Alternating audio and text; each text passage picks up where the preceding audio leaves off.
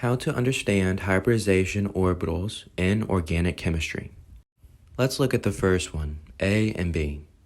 On a question, it might say they're overlapping. And here's how you draw them. All you have to do is first count how many are connected to carbon. There's 1, 2, 3.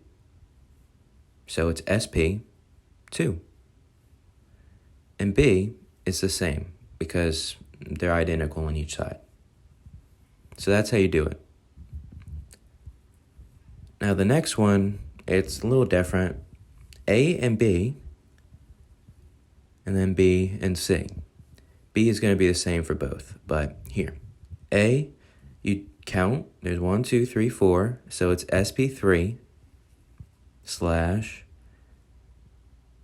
1, 2, so it's sp.